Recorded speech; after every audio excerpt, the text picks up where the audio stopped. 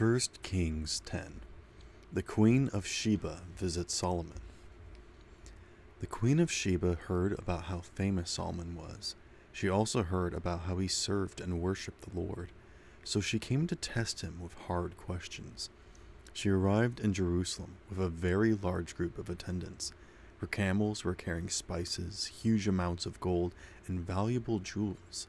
She came to Solomon and asked him everything she wanted to know. Solomon answered all of her questions.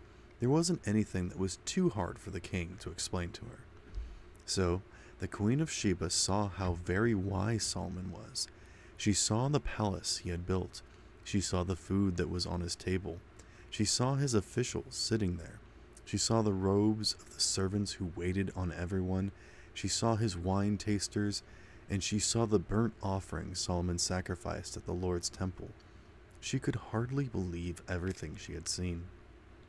She said to the king, "Back in my own country, I heard a report about you. I heard about how much you had accomplished. I also heard about how wise you are. Everything I heard is true. But I don't believe those things, so I came to see for myself, and now I believe it. You are twice as wise and wealthy as people say you are. The report I heard hasn't even begun to tell the whole story about you. How happy your men must be. How happy your officials must be. They always get to serve you and hear the wise things you say.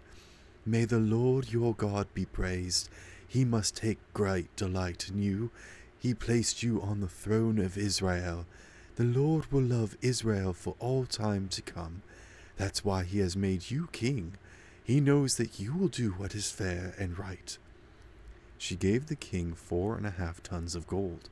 She also gave him huge amounts of spices and valuable jewels. No one would ever bring to King Solomon as many spices as the Queen of Sheba brought him. Hiram's ships brought gold from Ophir. From there, they also brought huge amounts of almug wood and valuable jewels. The king used the almug wood to make supports for the Lord's temple and the royal palace. He also used it to make harps and lyres for those who played the music. That much almug wood was never been brought into Judah and seen there ever since that day. King Solomon gave the Queen of Sheba everything she wanted and asked for. That was in addition to what he had given her out of his royal riches. Then she left. She returned to her own country with her attendants. Solomon in all of his glory. Each year Solomon received 25 tons of gold. That didn't include the money that was brought in by business and trade. It also didn't include the money from all of the kings of Arabia and the governors of Israel. King Solomon made 200 large shields out of hammered gold. Each one weighed 7.5 pounds. He also made 300 small shields out of hammered gold. Each one weighed almost 4 pounds. The king put all of the shields in the palace of the forest of Lebanon. Then he made a large throne. It was decorated with ivory. It was covered with fine gold. The throne had 6 steps. Its back had a rounded top. The throne had armrests on both sides of the seat. A statue of a lion stood on each side of the throne. 12 lions stood on the 6 steps. There was one at each end of each step. Nothing like that throne had ever been made for any other kingdom. All of King Solomon's cups were made out of gold. All of the articles that were used in the palace of the forest of Lebanon were made out of pure gold. Nothing was made out of silver. When Solomon was king, silver wasn't considered to be worth very much. He had many ships that carried goods to be traded.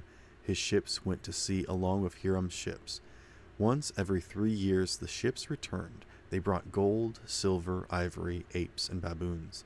King Solomon was richer than all of the other kings on earth. He was also wiser than they were. People from the whole world wanted to meet Solomon in person. They wanted to see for themselves how wise God had made him. Year after year, everyone who came to him brought a gift. They brought articles that were made out of silver and gold. They brought robes, weapons, and spices. They also brought horses and mules. Solomon had 1,400 chariots and 12,000 horses. He kept some of the horses and chariots in the chariot cities. He kept the others with him in Jerusalem.